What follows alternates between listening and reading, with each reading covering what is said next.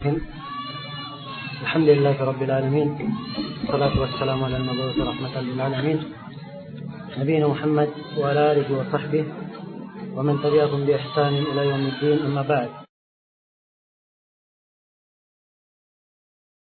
Sini ada sejumlah pertanyaan, saya akan jawab apa yang dimudahkan insyaallah. Sini ada penanya yang bertanya, mohon nasihat kepada sebagian ikhwah yang kadang salah dalam bersikap, di mana menyamakan anggota dan pemimpin dari sebuah firqah yang sesat, sehingga mereka pun kadang susah untuk senyum bila disalami oleh anggota kelompok tersebut, sehingga orang awam berpikiran bahwa ahli sunnah keras dan kurang akhlak.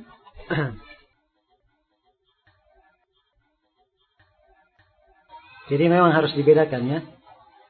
Harus dibedakan antara orang yang berpemahaman dengan pemahaman yang sesat dan orang yang hanya sekedar ikut-ikutan saja. Dan hanya sekedar mengikuti saja. Adapun kalau dia telah mengetahui hukumnya, kemudian dia tetap melakukannya, tidak meninggalkannya, maka ini disamakan hukumnya. Disamakan hukumnya dengan orang yang mencetuskannya atau orang yang melakukan atau mengadakan bid'ah tersebut. Tapi di sini ada memang satu hal yang perlu dijelaskan berkaitan dengan masalah menyikapi ahlul bid'ah. Ya, telah kita sebutkan ya rincian para ulama tentang masalah duduk dengan ahlul bidah dan menyikapi mereka. Dan kembali saya tegaskan bahwa ya, kalau dia memang benar ahlul bidah dan mengandung bidah, terdapat padanya bidah yang berbahaya, maka apabila dekat dengannya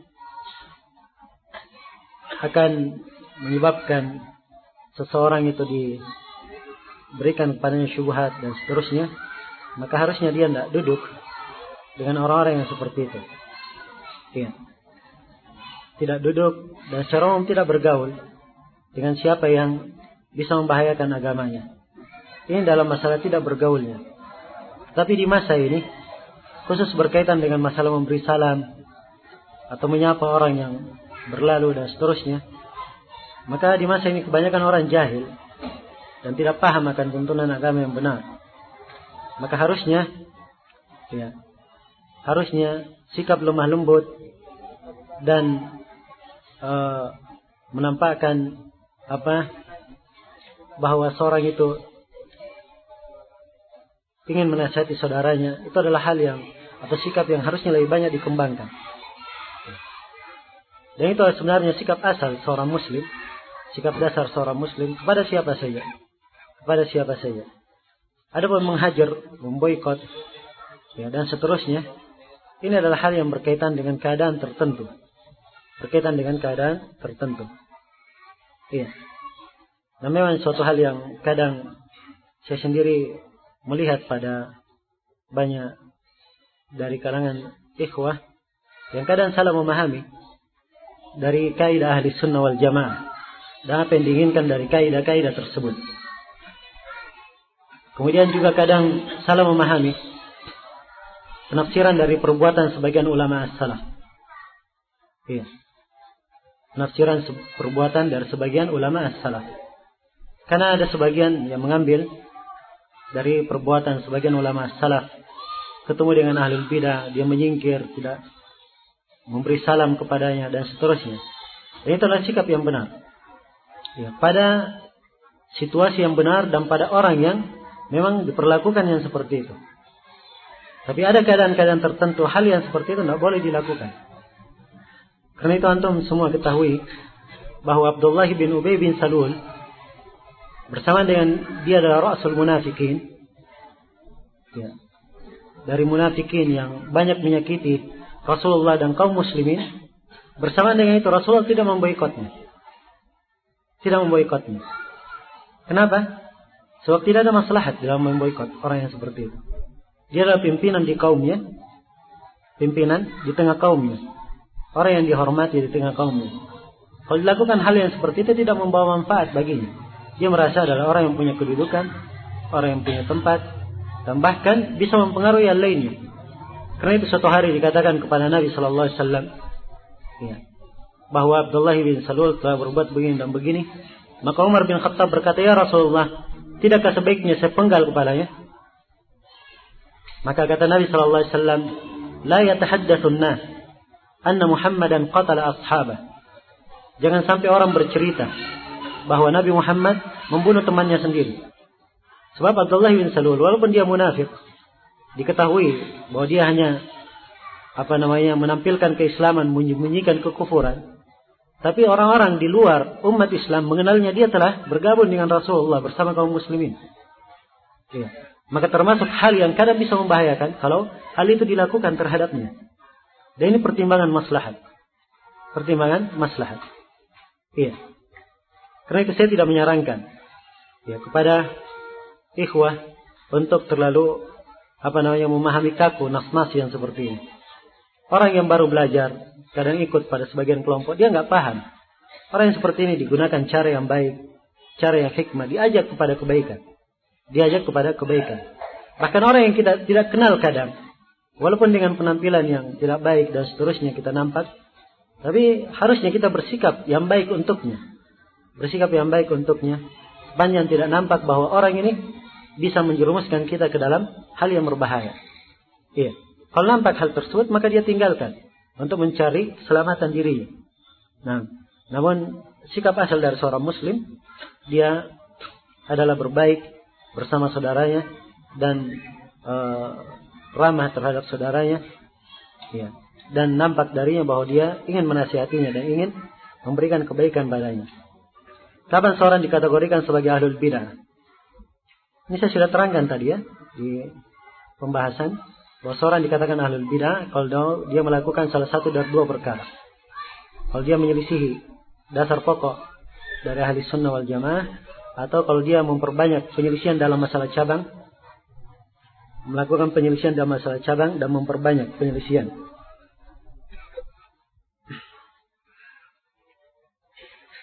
Saya pernah berpisah dengan seorang teman. Dia mengatakan sampai jumpa di telaga Rasulullah. Bagaimana hukum ucapan ini? Nah, kalau dia katakan sampai jumpa di telaga Rasulullah, ya. Yang dia maksudkan dengannya doa, ya semoga diperjumpakan di situ, tidak apa-apa. Tapi kalau dia pastikan ini nadanya pemastian, sampai jumpa di telaga Rasulullah. Semua orang berharap, tidak ada yang memastikan. Tidak ada yang memastikan. Ya, dan kita semua berharap semoga kita semua yang hadir di sini dijadikan termasuk orang-orang yang dimuliakan untuk minum dari telaga Rasulullah sallallahu alaihi wasallam. Bolehkah penyandaran kata karaing terhadap Allah dan digunakan juga gelar kehormatan bagi orang-orang bangsawan? Ya, saya nggak tahu ya apa arti karaing itu dalam bahasa dalam bahasa Makassarnya. Ya, asal katanya dan seterusnya saya nggak tahu. Yang jelas sesuatu yang digunakan untuk Allah sekedar pengabaran. Kalau pengabaran itu di dalamnya ada makna kesempurnaan, makna yang tidak menyamakan dengan makhluk, tidak apa-apa digunakan. Tidak apa-apa digunakan. Dan ini kalimat saya nggak bisa perjelas apa maknanya untuk.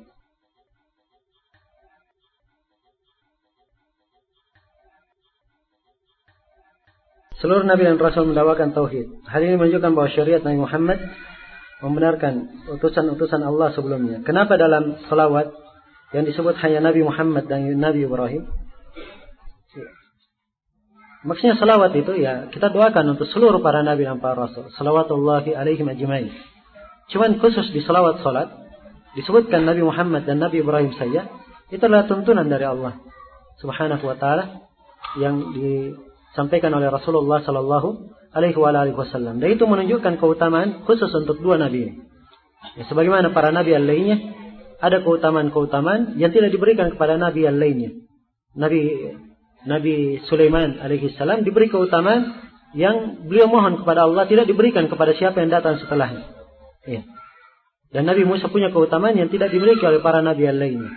Dan itu adalah keutamaan yang Allah lebihkan sebagian rasul di atas sebagian rasul yang lainnya. Karena itu Allah Subhanahu wa taala berfirman, "Tilkar rusulu faddalna ba'dahum 'ala ba'd. Minhum man kallama Allah." Itulah para rasul. Sebagian dari mereka kami lebihkan di atas sebagian yang lainnya. Dan di antara mereka ada yang Allah berbicara langsung kepadanya. Bagaimana cara kita menasihati orang yang lebih tua daripada kita? Nah, umumnya nasihat itu siapapun yang lebih tua ataupun yang lebih muda, umumnya kalau orang menasihati, dia menyampaikan dengan bentuk penawaran. Dengan bentuk penawaran, dengan uslub yang seakan-akan hanya memaparkan untuknya. Nah, seperti Nabi Musa alaihissalam, ketika beliau berdakwah dan menyampaikan kepada Firaun, ya, Nabi Musa berkata, "Hal laka ila rabbika? Hal laka ila an tazakka?" Nabi Musa berkata, "Tidakkah engkau ingin untuk membersihkan diri?" Ya. Tidakkah engkau menginginkan untuk membersihkan diri? Jadi bentuknya penawaran dan anjuran. Dan Nabi Ibrahim alaihissalam, ketika beliau mendakwai ayahnya, beliau berkata, "Ya abati lima ta'budu ma la yasma'u wa la yubsiru wa la yughni anka syai'an." Wahai ayahku, dia panggil pertama ayahnya dengan panggilan ayah. Panggilan yang baik didengar. Ya. Wahai ayahku, padahal ayahnya kafir. Dia tetap manggil, "Wahai ayahku, kenapa engkau menyembah siapa yang tidak mendengar, tidak melihat, dan tidak bisa memberi manfaat bagimu?" Ya. Dia memberikan uslub pembahasan yang bagus. Ya. Nabi Ibrahim tidak serta-merta mengatakan, "Kenapa kamu menyembah berhala-berhala yang tidak ada gunanya, patung yang tidak ada gunanya?" Tapi dibahasakan dengan bahasa yang mencakup segala hal itu, bahkan lebih, dengan bahasa yang indah. "Wahai ya, kenapa engkau menyembah sesuatu yang tidak bisa mendengar, tidak bisa melihat, dan tidak bisa memberi manfaat bagimu?" Ya. Kemudian Nabi Ibrahim berkata, "Ya abati inni qad ja'ani minal ilmi ma lam ya'tika fattabi'ni ahdika siratan sawiyya." Wahai ayahku, sungguhnya telah datang kepadaku ilmu apa yang belum datang kepadamu. Ikutilah saya akan mengarahkanmu ke jalan yang lurus. Iya.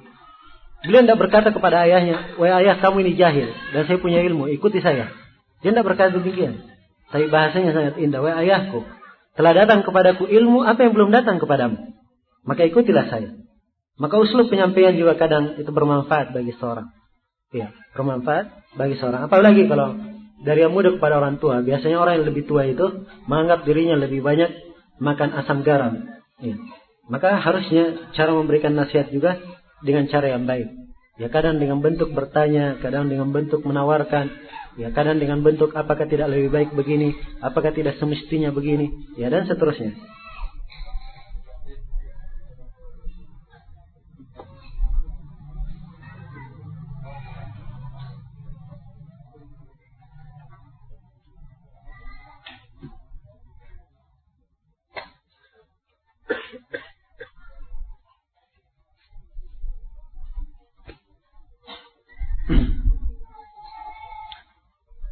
Ini ada pertanyaan dari Hua yang mengikuti daur lewat internet. Apakah dalam kegiatan dakwah di suatu daerah harus koordinasi atau pengaturan seorang ustaz setempat? Tidak ada keharusan ya untuk hal tersebut. Ya. Cuman siapa yang masuk dalam bidang dakwah, maka dia sendiri tentunya akan mengetahui etika di dalam berdakwah itu bagaimana. Dan di dalam berdakwah tersebut dibutuhkan adanya saling pengertian, adanya saling mengerti saudaranya yang lain, ya, apa yang dia lakukan, menghargai saudaranya yang lain. Ya. Adapun dalam bentuk pengaturan, ada pimpinannya, ada komandonya dan seterusnya. Tidak ada yang seperti itu dalam dakwah. Kalau sekedar mas'ul penanggung jawab misalnya agar supaya kelihatan baik berjalannya sebuah dakwah dan lebih rapi berjalannya sebuah dakwah, sekedar pengaturan seperti ini tidak ada masalah. Tapi masalah mengikat dan seterusnya tidak ada bentuk mengikat. Ya, yang ada seorang berdakwah di jalan Allah semuanya ikhlas kepada Allah, kemudian saling pengertian dan saling mengenal etika seorang dai, dan itu sudah cukup. Nah,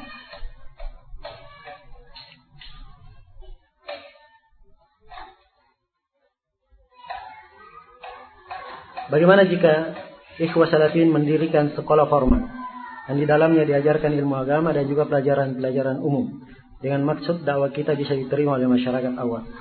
Ya, jawabannya itu perkara yang bagus. Ya, perkara yang bagus. Nah, dan sebagian ilmu yang umum itu juga dibutuhkan oleh seorang di dalam kehidupan dunianya. Ya, dalam kehidupan dunianya. Dan sebagian ilmu yang sifatnya umum ada kaitannya dengan syariat kadang. Seperti ilmu hisab, ilmu matematika misalnya, menghitung. Yang banyak berkaitan dengan kadang dibutuhkan dalam penghitungan warisan, ya, maupun dalam bidang-bidang ilmu yang lainnya. Maka seperti itu tidak apa-apa. Ya, mendirikan sekolahan, ya, formal itu tidak ada masalah. Yang penting tidak ada hal yang melanggar syariat. Tidak ada hal yang melanggar syariat di dalamnya. Ya, dan cara mendekati manusia itu dengan cara yang baik. Dan kadang suatu saat dia butuh berjenjang di dalam mendekatinya. Butuh berjenjang dalam mendekatinya. Hari ini tidak bisa 100%, maka mungkin 50%, mungkin 30%. Yaitu suatu saat kalau sudah mulai baik, sudah mulai berjalan dakwah, sudah mulai kuat, dia mungkin bisa menerapkan dari syariat Islam lebih banyak dan lebih banyak. Ya, tapi yang menjadi masalah adalah al-istijal, tergesa-gesa ingin menuai hasil. Itu menjadi masalah. Nah, wa man istajala asy-syai' qabla awani uqiba bihurmani. Siapa yang segera mendapatkan sesuatu sebelum waktunya, maka akibatnya dia tidak akan mendapatkan sesuatu. Iya.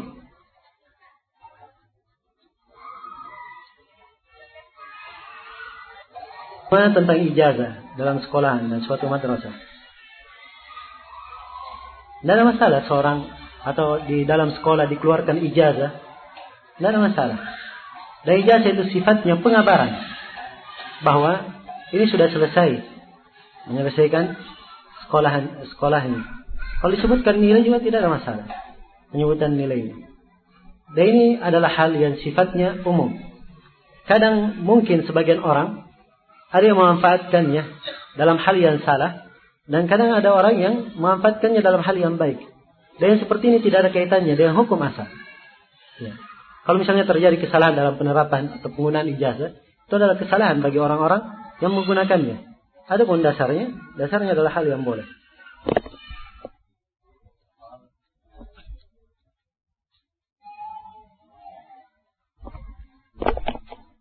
Bagaimana pandangan tentang ilmu falak? Ilmu falak atau disebut dengan ilmu hisab, dalam menghisab atau ilmu falak, dia adalah sebuah cabang ilmu. Namun yang dipermasalahkan sebenarnya penggunaan ilmu falak di dalam menentukan masuknya dan keluarnya bulan. Itu yang dipermasalahkan. Ada masalah hitung-hitungan yang lain, itu urusannya. Ya. Berkaitan dengan dunia, silahkan menggunakannya. Yang berkaitan dengan agama, apakah ilmu hisab menjadi dasar penentuan masuknya bulan atau tidak? Ini yang dipermasalahkan. Dan sepanjang adanya umat Islam ini sampai hari ini, seluruh para ulama sepakat bahwa penentuan masuknya bulan Islam itu hanya dengan cara ruqyat hilal, dengan cara melihat hilal. Ya, di masa Nabi Shallallahu Alaihi Wasallam manusia banyak yang pandai menghitung, namun mereka tidak menghitung hisab. Bahkan Nabi Shallallahu Alaihi Wasallam sendiri berkata, ketika menjelaskan hisab, nahnu ummatun ummiyah, la naktub wa la nahsib. Kami adalah umat yang buta huruf, tidak menghitung dan tidak pula menulis. Ya. Beliau ingin mengisyaratkan bahwa masalah di dalam menghitung bulan, ya, tidak memakai cara hisab. Tapi bukan artinya dilarang, atau bukan artinya dalam hadis tidak ada anjuran untuk belajar dan menulis. Tidak. Tapi Nabi sendiri memang beliau tidak menulis, tidak bisa membaca. Dan itu salah satu tanda kenabian beliau.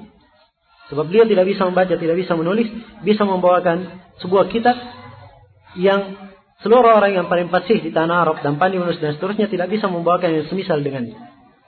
Dan itu juga untuk menutup segala pintu syubhat. Jangan sampai disangka bahwa Nabi Shallallahu Alaihi Wasallam ini merekayasa Al-Quran. Maka dari hikmah Allah, Nabi Shallallahu Alaihi Wasallam seperti itu. Tapi kalau tuntunan agama sendiri, seorang harus belajar. Belajar dan belajar. Karena itu dari wahyu yang pertama kali turun adalah Iqra, bacalah. Perintah untuk membaca. Nah, Jadi kalau penentuan masuknya bulan dari semenjak dahulu sampai sekarang para ulama sepakat hanya menggunakan ruqyat hilal. Adapun hisab itu memang ada dinukil dari sebagian orang terdahulu yang mengatakan boleh menggunakan hisab. Tapi ini penukilan sebagiannya tidak benar. Dan ada penukilan yang tidak dianggap, tidak menyelisih kesepakatan. Kemudian dari orang-orang terdahulu yang membolehkannya, mereka hanya membolehkan di keadaan tertentu saja. Ya, dan maksud saya orang terdahulu di sini ya, adalah dari abad ke-6 ke atas. Yang saya ingat sekarang As-Subki penulis Tabaqat Al-Kubra dan salah satu ahli fikih Syafi'iyah di masanya, beliau berpendapat bolehnya menggunakan hisab kalau lagi mendung. Ya, lagi mendung. Itu pendapat beliau. Adapun penggunaan hisab secara mutlak boleh digunakan sebagai pengganti dari ruqyat hilal, ini tidak ada yang berpendapat dengannya dari semenjak munculnya umat ini kecuali mulai di masa Syekh Ahmad Syakir. Beliau yang berpendapat dengan pendapat tersebut. Kemudian inilah dari Mesir, beliau diikuti oleh banyak orang. Yang sampai hari ini hampir setiap negara semuanya memakai bentuk hisab. Nah, dan pendapat beliau ini adalah pendapat yang jauh dari kebenaran. Pendapat yang jauh dari kebenaran, menyelisihi apa yang telah disepakati oleh para ulama terdahulu. Nah, iya, maka harusnya kaum muslimin dalam menggunakan masuknya dan keluarnya bulan dengan menggunakan ruqyat hilal seperti yang dilakukan oleh Nabi sallallahu alaihi wasallam. Iya. Dan jauhnya seorang dari tuntunan inilah yang kadang menyebabkan banyaknya ketidakberesan sampai kadang kaum muslimin salatnya harus 2 kali dan seterusnya. Ini karena ada cara-cara yang lain tidak masuk dalam tuntunan syariat. Jika kaum muslimin cuma mengenal ruqyat hilal dalam penentuan masuknya bulan, tidak akan terjadi masalah yang hampir setiap tahun kita alami di Indonesia ini. Nah, kemudian sisi yang kedua, hisab itu sendiri bukan hal yang mesti. Bukan hal yang mesti. Bukankah di dalam penghitungan hisab itu ada koma-komanya? Dan penyebutan koma itu tidak memastikan. Ya. Dan kadang di angka akhirnya mereka berbeda dalam titik dan komanya. Ya. Dan perbedaan yang seperti ini menunjukkan bahwa itu adalah bukan penghitungan yang pasti. Bukan penghitungan yang pasti. Maka harusnya diikuti kepada petunjuk Nabi Sallallahu Alaihi Wasallam. Tanggal 29, ya, setelah matahari terbenam, maka tunggu. Kalau hilal nampak, besok tanggal 1. Hilal tidak nampak, besoknya tanggal 30. Lusa otomatis tanggal 1. Selesai. Ya. Nah, dan ini adalah cara yang dituntunkan oleh Nabi, dan sekarang untuk memakai cara ini lebih mudah. Ya, dengan alat-alat teknologi yang sudah serba canggih, dengan pakai teropong dan seterusnya, lebih mudah untuk mengetahuinya. Walaupun mendung, kadang memakai teropong bisa melihatnya. Dan itu terhitung sebagai melihat hilal. Sebab semuanya masuk dalam bentuk melihat. Ya, sumu li ru'yatihi wa afdiru li ru'yatihi. Berbukalah kalian karena melihatnya, berpuasalah kalian karena melihat hilal, dan berbukalah kalian karena melihat hilal. Jadi kalau dia melihat walaupun menggunakan alat tidak apa-apa. Terhitung melihat hilal. Nah,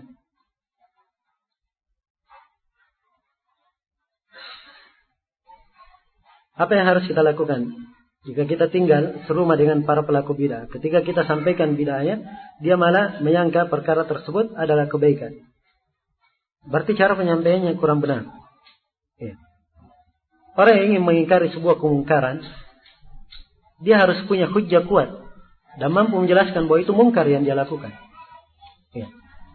Harus dia terangkan. Jadi kalau ingin menasihati seorang, dia hafal dulu dalilnya, dia perhatikan, atau dikasih rujukan, dia suruh baca, supaya kuat apa yang dia sampaikan. Kalau hanya sekedar bicara, itu tidak benar, itu bid'ah, dan seterusnya. Ya, orang yang sudah sekian tahun melakukan kegiatan tersebut, tiba-tiba dikatakan, itu tidak benar, ini salah. Ya. Kira-kira apa yang terjadi? Itulah yang biasa muncul. Kamu ini baru lahir kemarin sore, kamu ini ingin merubah kebiasaan nenek moyang, ya. Dan seterusnya. Maka harus dengan cara yang baik. Ya. Jelaskan dengan cara yang baik. Nah, ketika dia melakukan sebuah amalan misalnya, coba tanya, sekarang apa dalil melakukan amalan ini? Saya ingin tahu. Ya, tanya saja. Jangan langsung mengingkari. Tanya. Ya, kalau ingin terbuka, terus dia akan menjawab. Tidak dalilnya. Coba masuk ke tahapan kedua. Kalau tidak dalilnya, kenapa dilakukan? Bukankah kita wajib mengikuti Al-Quran dan Sunnah? Kita semua paham bahwa agama ini kita datang dengan wahyu. Ya. Kalau memang dia kebaikan, pasti ada tuntunannya dalam agama. Ya. Kenapa dilakukan? Ya dari situ kan mulai bisa dikembangkan. Dan jelas seorang harus punya hujjah dan cara. Dan ini termasuk fikih dalam mengingkari kemungkaran. Dalam mengingkari kemungkaran. Nah, kalau dia tidak mampu untuk mengingkari kemungkaran, maka dia ingkari dalam hatinya. Kalau tidak mampu dengan lisannya, dengan hatinya. Ataupun kalau dia dinasihati, maka dia sampaikan apa yang dia mampu. Setelah itu dia bertawakal kepada Allah Subhanahu wa taala. Nah, dan saya tidak memberi nasihat kepada ikhwah dengan orang-orang yang tinggal serumah dengannya untuk membuat masalah dalam hal-hal yang seperti ini. Kalau mereka tidak setuju dengan bid'ah yang dilakukan, jelaskan saya tidak setuju. Ya, tapi masalah memboikot, memberikan sikap dan seterusnya, ya, mereka ini adalah orang-orang yang harusnya butuh diberi pelajaran dan penjelasan lebih banyak lagi. Ya, nah.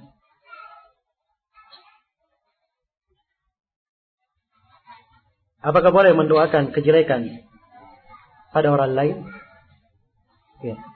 Tidak boleh mendoakan ya kejelekan untuk saudaranya yang lain. Saudaranya yang lain. Kecuali kalau dia zalimi. Kecuali kalau dia zalimi, situ ada sisi pembolehan dalam agama kita. Allah berfirman, "La yuhibbullahu al-jahra bis-su'i minal qawli illa man zalim." Allah tidak menyenangi terang-terangan berucap dengan ucapan yang tidak baik kecuali siapa yang zalimi. Ya. Dan Nabi menyebutkan tentang doa yang orang yang dizalimi, wattaqi da'watal mazlum fa innahu laysa bainahu wa bainallahi hijab. Berhati-hatilah kalian dari doa orang yang dizalimi, sebab tidak ada antara mereka dan antara Allah perantara. Ya. Itu penjelasan dari sisi hukum. Bolehnya mendoakan atau berdoa bagi orang yang menzaliminya. Tapi kalau ingin penjelasan dari sisi lebih utamanya dia maafkan. Itu lebih utama. Sebab orang yang memaafkan dan banyak memaafkan, pahalanya lebih besar. Pahalanya lebih besar.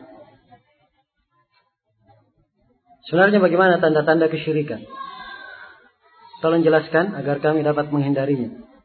Dan kami khawatir jatuh dalam kesyirikan tanpa kami sadari. Ya, ingin memahami secara detail tentang masalah kesyirikan, memang harus banyak mempelajari ya tentang tauhid. Bagaimana cara memurnikan ibadah kepada Allah, dan dia juga harus memahami apa itu kesyirikan dan bagaimana bentuk-bentuknya. Cara umum syirik itu terbagi dua. Ada syirik akbar dan ada syirik asghar. Ya. Perbedaan antara syirik akbar dan syirik asghar, kalau syirik akbar itu menyebabkan pelakunya kekal dalam neraka. Pelakunya dianggap keluar dari keislaman. Membatalkan seluruh amalannya. Kalau pelaku syirik asghar, ya, dia tetap muslim. Dan kalau dia dimasukkan ke dalam neraka hanya disiksa sesuai dengan kadar dosanya. Dan amalan yang ditolak darinya adalah amalan yang berbau kesyirikan saja. Adapun amalannya yang tidak ada bentuk kesyirikannya, tidak ada bentuk syirik asgharnya, maka amalan itu adalah amalan yang diterima. Itu perbedaan antara syirik akbar dan syirik asghar. Cara mengukurnya kembali kepada definisi syirik. Syirik itu adalah penyetaraan. Itu dasarnya. Menyetarakan antara Allah dengan makhluk pada hal-hal yang merupakan kekhususan Allah. Jadi kalau perkara tersebut merupakan hak khusus bagi Allah, tidak boleh Allah disamakan dengan makhluk dalam hal tersebut.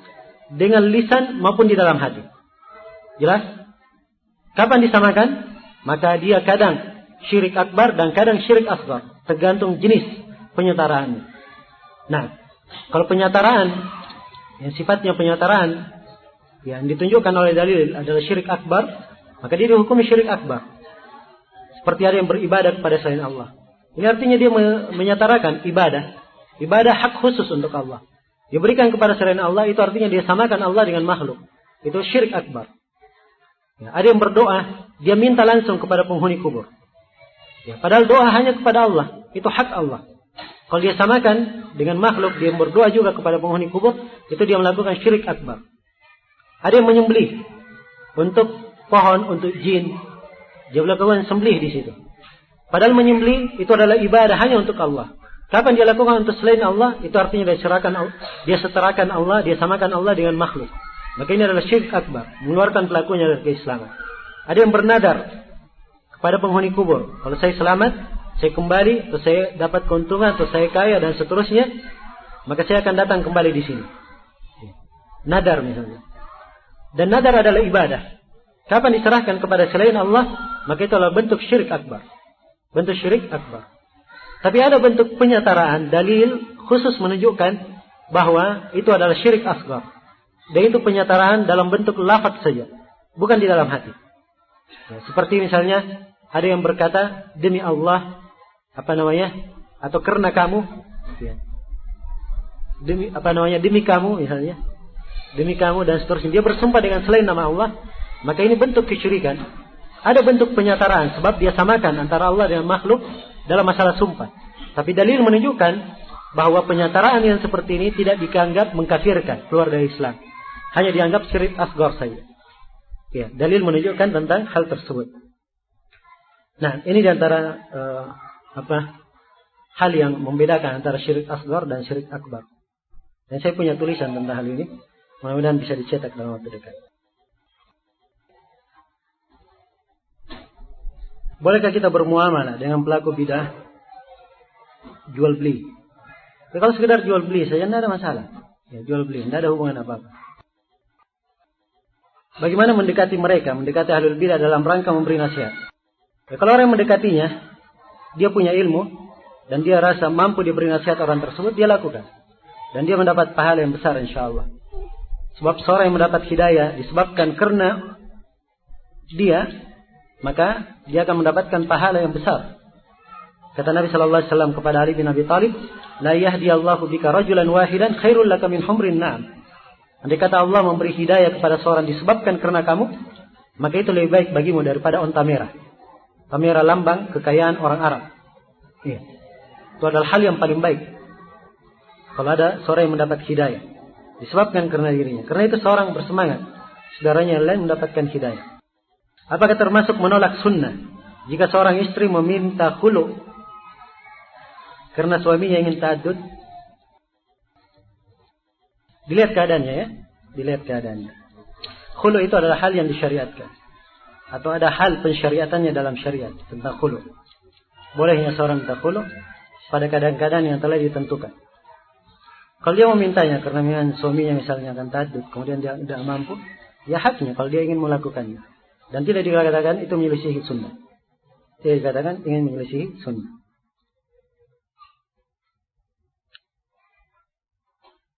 Ada sebagian ikhwah yang ta'lim pada semua kelompok dengan alasan mengambil yang baik dan meninggalkan yang jelek. Ya, baik, kalau begitu dia mengajar saja. Ya. Sebab yang seperti ini bukan lagi penuntut ilmu. Dia sudah menjadi alim yang besar, bisa membedakan antara yang baik dan yang jelek. Ya. Kan yang mampu membedakan antara baik dan jelek adalah seorang ulama, kan begitu? Dia bisa berada di mana saja. Kalau dia baru belajar, jangan jadi pahlawan kesiangan. Ya. Bisa-bisa masuk ke dalam suatu kelompok diberikan syubhat, ya, dia keluar dalam keadaan mabuk nanti, tidak tahu apa yang dia lakukan. Dan itu yang saya sebutkan tadi dari para a'immah. Bagaimana Ibnu Qutaibah kemarin saya ceritakan ya. Beliau masuk ingin mencatat semua faedah. Tapi beliau sudah mengambil banyak ilmu. Bersama dengan itu keluar beliau dalam keadaan sangat sedih dan sangat sangat sedih sekali keluar dari majelisnya Ahlul Kalam dalam keadaan tidak membawa faedah sama sekali. Dan ini orang yang bisa menyaring. Ya. Orang yang punya kemampuan untuk menyaringnya. Tapi orang yang tidak punya kemampuan sama sekali, maka tidak boleh dia melakukan hal yang seperti ini. Itu di satu sisi. Kemudian di sisi yang lain, ya, di sisi yang lain, seseorang yang mengerti akan al-haq, maka dia tidak akan berbicara seperti ini. Dia akan mengambil kepada semua kelompok. Tidak. Sebab hal yang mungkar adalah mungkar. Tidak boleh dibenarkan. Ya, tidak boleh dibenarkan. Dan tidak boleh dia duduk dengan orang yang menganut kemungkaran. Ya. Menganut sebuah kemungkaran, sebuah bid'ah. Itu adalah hal yang tidak diperbolehkan. Sebab khawatir kalau dia duduk di situ, maka kemurkaan Allah Subhanahu wa taala juga akan menimpanya. Karena itu dalam Al-Qur'an dikatakan, "Wala tarkanu ilal ladzina zalamu fatamassakumun nar." Jangan kalian condong kepada orang yang zalim. Ingat ya, kalimat condong. Ya. Kalian duduk dengannya. Dengan orang yang zalim sehingga kamu disentuh oleh api neraka. Maksudnya hal tersebut kadang bisa menjadi sebab terantar kamu ke dalam masalah-masalah yang sangat besar sehingga kamu terjatuh dalam api neraka waliyadzubillah. Nah,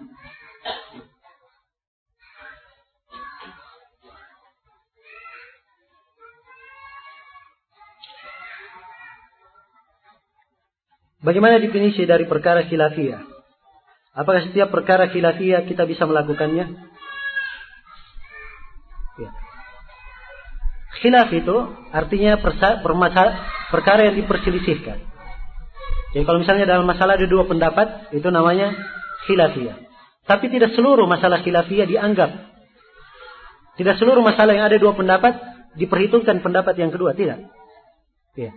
Karena itu kata seorang ahli ulama usul fikih, "Laisa kullu khilafin jaa'a mu'tabaran illa khilafan lahu haddun minan nadari."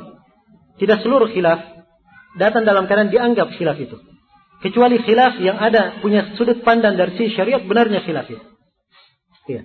Dalam hal yang jelas sudah terang ini halal, ini haram, maka ini tidak menerima khilaf dalam hal yang seperti ini. Sebab perkara yang jelas.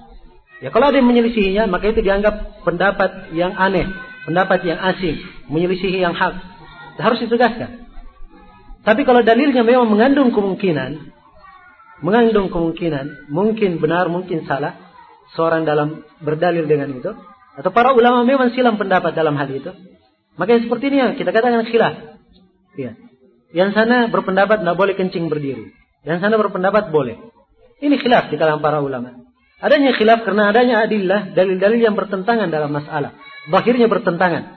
Ya, zahirnya bertentangan. Di kalangan sebagian para ulama memandangnya demikian. Maka ada yang berpendapat begini, ada yang berpendapat begitu. Maka yang seperti ini udzur diberi alasan. Tidak ada masalah, ada yang kerjakan itu, kerjakan ini. Sepanjang dia berpegang dengan dalil, kita beri udzur untuknya. Jelas ya? Kalau dia berpegang dengan dalil. Tapi kalau dia melakukannya hanya ikutan saja, fanatisme, maka itu tidak ada sisi kebaikannya sama sekali. Ya. Apa benar bahwa isbal termasuk dalam perkara khilafiyah? Iya, diperselisihkan memang masalah isbal. Ada yang mengatakan makruh. Tapi yang mengatakan makruh di sini perselisihannya tidak dianggap bahwa itu adalah perselisihan yang dikatakan bahwa boleh kita biarkan orang lain isbal. Tidak. Sebab isbal itu adalah hal yang diharamkan dalam syariat. Isbal menurunkan kain di bawah mata kaki. Itu adalah hal yang diharamkan. Jelas nas-nasnya. Dan ini mencakup untuk orang yang sombong dan tidak sombong. Semuanya. Ya. Karena itu Nabi SAW bersabda, "Ma asfala minal ka'baini fahuwa finnar." Apa yang dibawa kedua mata kaki, kain yang dibawa kedua mata kaki, tempatnya dalam neraka. Dan Nabi tidak merinci antara yang sombong dan tidak sombong. Maka ini nas tegas, harusnya ditegaskan seperti itu. Kalau misalnya ada orang yang mengambil, saya hukumnya makruh, saya berdalilkan dengan dalil ini dan seterusnya. Kalau dilihat memang dia jujur dalam pendalilan, ya itu urusan dia. Kalau kita nasihati. Ya harusnya kamu berkeyakinan bahwa itu adalah haram, ada dalil begini-begini. Dia tidak terima, maka itu urusan dia. Itu urusannya. Jelas? Tapi mengatakan tidak perlu kita bicara sebab ini masalahnya adalah masalah yang tidak perlu diperselisihkan. Ini masalah khilafiyah. Itu adalah hal yang salah. Hal yang salah. Tidak seluruh masalah khilaf didiamkan. Orang yang melakukan bid'ah bisa tergolong dari agama Islam. Bagaimana kita tidak mengatasi bid'ah, tidak mengetahui bid'ah, hanya sekedar ikut-ikut. Saya sudah sebutkan tadi ya bahwa bid'ah itu adalah mengadakan perkara baru dalam agama. Dan bentuk bid'ah, ada bid'ahnya yang menyebabkan seorang itu kafir keluar dari Islam. Dan ada bid'ah yang tidak menyebabkan seorang kafir dari Islam. Dia tetap muslim. Iya. Tapi dia berdosa karena melakukan bid'ah, karena bid'ah adalah dosa yang lebih besar daripada maksiat. Itu satu sisi. Kemudian orang yang ikut-ikutan dalam bid'ah, dia tidak tahu hukumnya. Setelah dia tahu tidak halal, tidak boleh dia tetap di atas bid'ah tersebut. Dia harus meninggalkannya. Kalau setelah dia tahu tetap dia lakukan, maka dia sudah berdosa di situ. Sudah dihitung berdosa dan dia harus mempertanggungjawabkannya di depan Allah Subhanahu wa Ta'ala.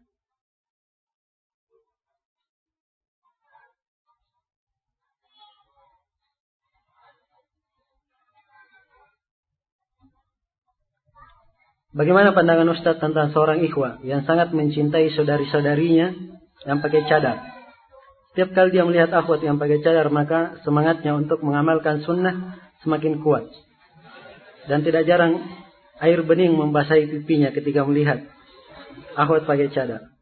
Apa perasaan seperti ini halal? Di sini kalimat melihat berarti ya sering memperhatikan akhwat yang pakai cadar dong.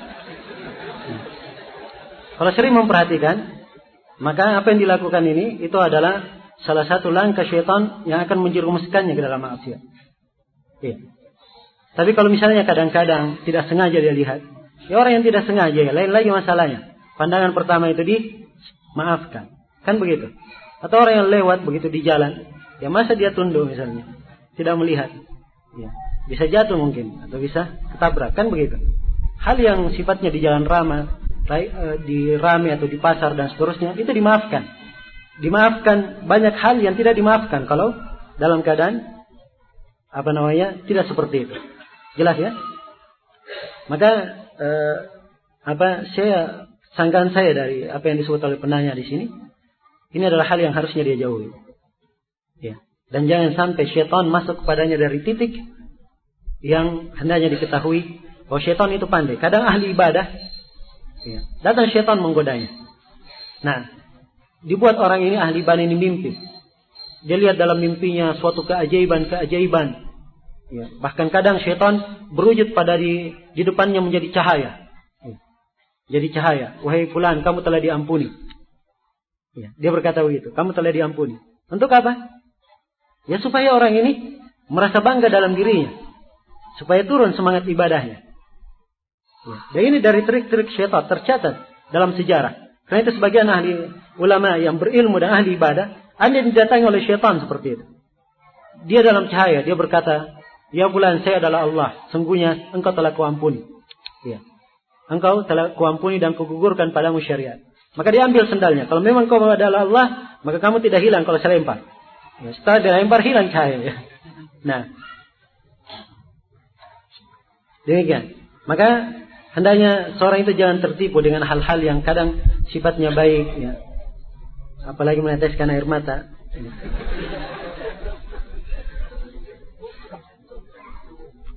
Bagaimana cara melembutkan hati orang yang mudah marah?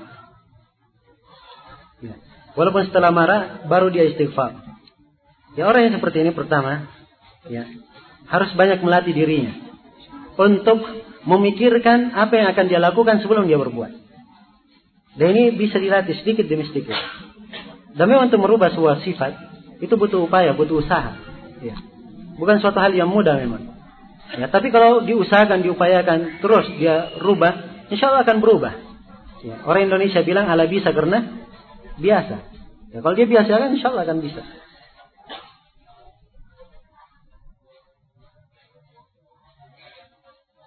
Di tempat kami banyak orang awam. Apakah menulis di depan pintu dengan kalimat beri salam sebelum masuk 3 kali? Kalau tidak diizinkan, maka pulanglah engkau. Saya kira ini tuan rumah yang terlalu sadis ya.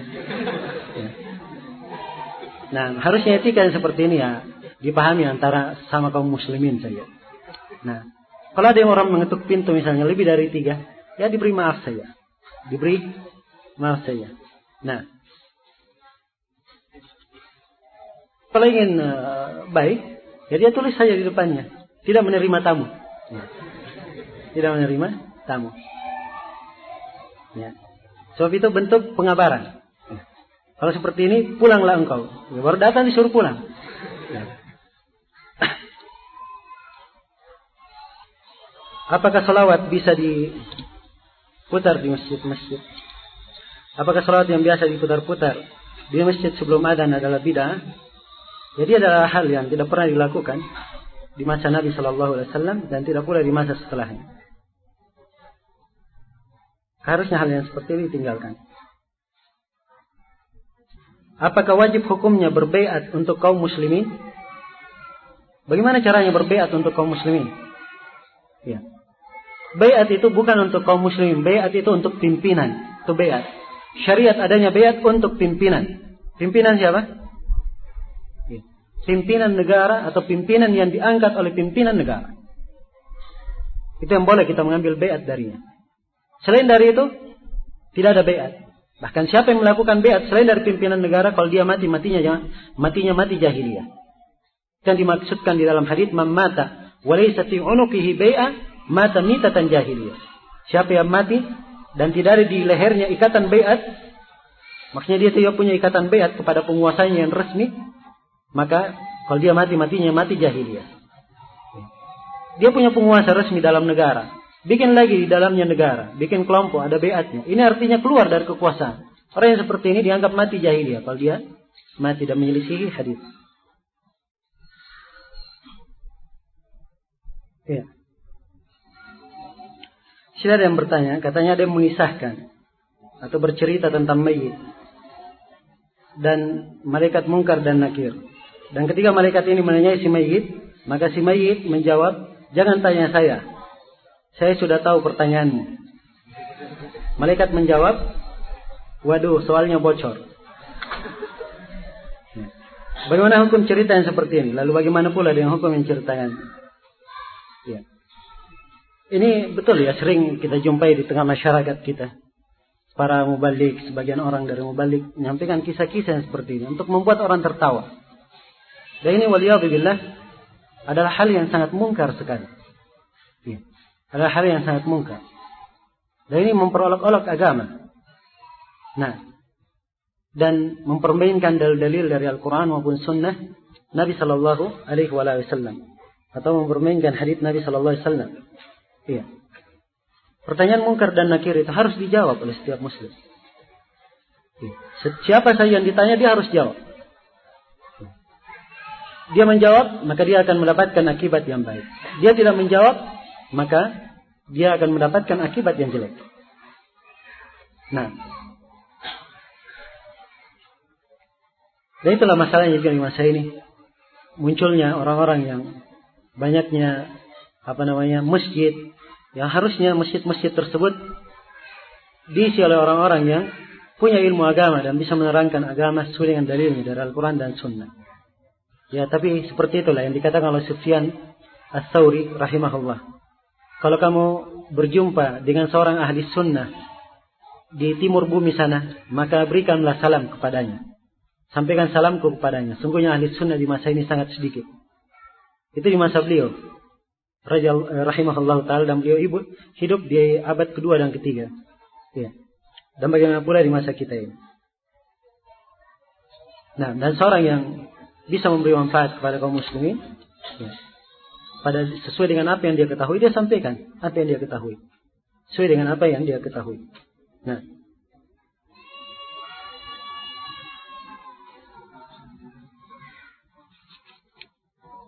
apakah boleh salat malam kalau seorang sudah salat witir sebelum tidur? Jawabannya boleh dia salat malam, tapi jangan witir lagi. Jadi kalau dia sudah witir sebelum tidur, dia bangun lagi, dia boleh salat malam. Salatnya 2, setelah itu selesai, tidak ada lagi witir. Ya, sebab witir tidak boleh dilakukan dalam semalam 2 kali. Nabi SAW bersabda, la witrani fi lailah. Tidak ada 2 witir dalam satu malam.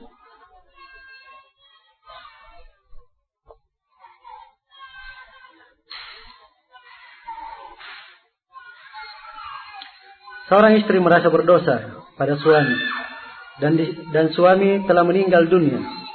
Apakah jalan sang istri selalu mendoakan suami tersebut dan bertobat akan dosa-dosanya yang telah lalu? Nah,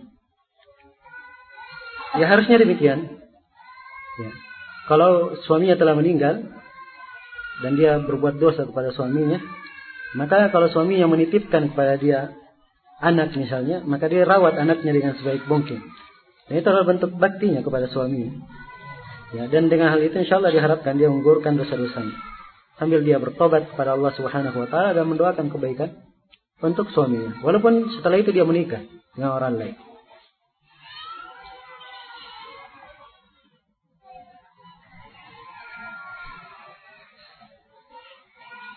Apakah diperlukan sikap lemah lembut dalam mentahdir kelompok yang menyimpang? Ya. Sikap lemah lembut itu harus mewarnai segala keadaan, termasuk dalam mentahdir. Ya. Dalam mentahdir itu tidak harus dengan suara keras, lantang. Ya. Harus teriak-teriak, tidak harus. Seorang kadang memperingatkan, kadang dengan berbicara biasa, kadang dengan hanya memberikan kalimat, dan itu sudah cukup. Nah, jelas ini ada etika. Dan terus terang ini banyak pertanyaan di sini. Saya tidak ditanya di kesempatan ini saja, juga ditanya di banyak tempat.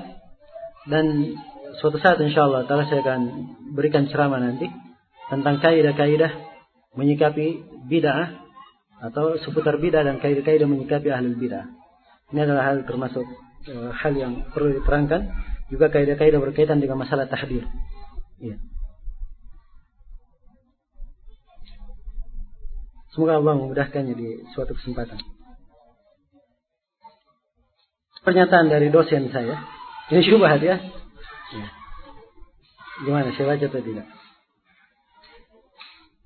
Tidak ada masalah, syubhatnya tidak terlalu. Bahwa neraka dan sorga adalah makhluk. Jadi penanya berkata, ada pertanyaan dari dosen, ada pernyataan dari dosen saya bahwa neraka dan sorga adalah makhluk dan semua makhluk akan musnah dan hancur. Untuk itu kenapa harus takut masuk neraka dan mengharap sorga?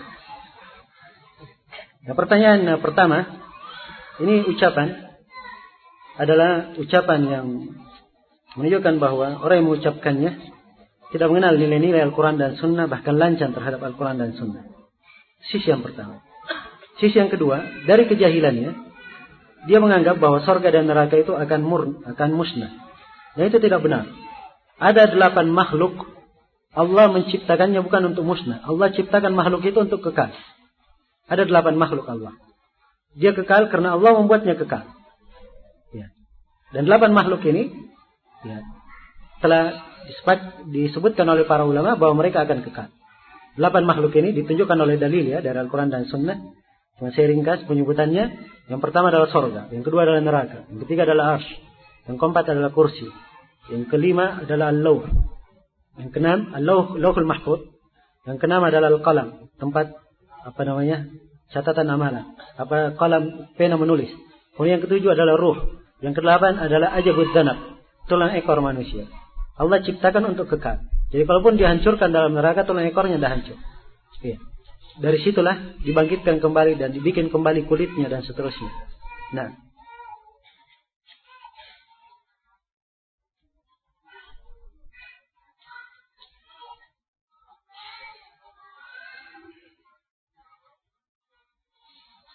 apa perbedaan antara akal dan otak? Yang dipakai berpikir, otak atau hati?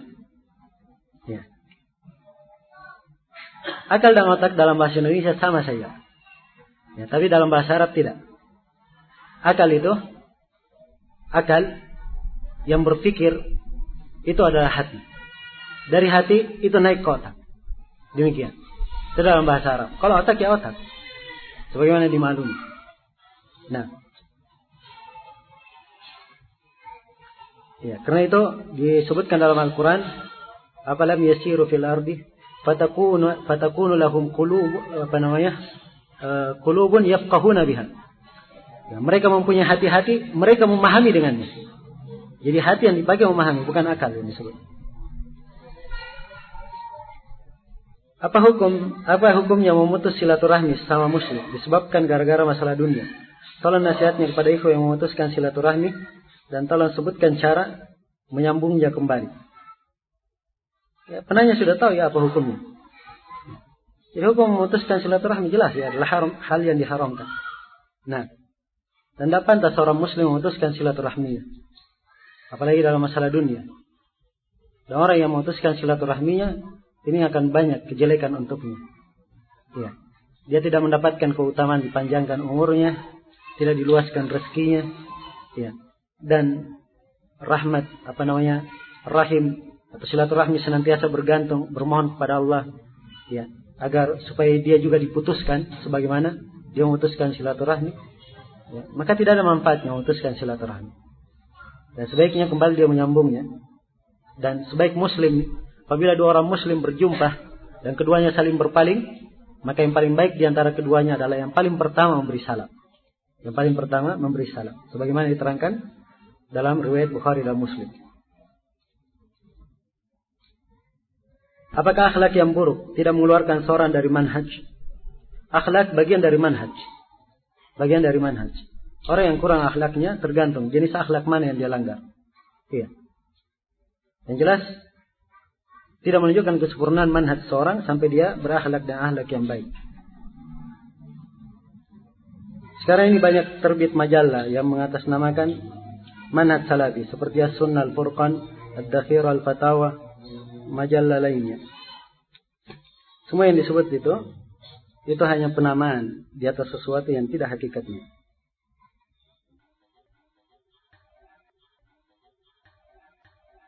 Baik, saya kira cukup dulu sampai sini. Semoga Allah Subhanahu wa taala memberikan manfaat kepada kita semua dalam 2 hari pertemuan ini, dan semoga kita semua dijadikan sebagai orang-orang yang mendengarkan ucapan dan melakukan yang terbaiknya, dan semoga Allah Subhanahu wa taala mewafaqkan kita semua di atas petunjuk dan mewafatkan kita semua di atas sunnah Rasulullah sallallahu alaihi wasallam. Dan saya mohon maaf atas segala macam kekurangan dan kesalahan. Subhanakallahumma wa bihamdik, asyhadu an la ilaha illa anta, astaghfiruka wa atubu ilaik. Walhamdulillahirabbil alamin. Wassalamualaikum warahmatullahi wabarakatuh.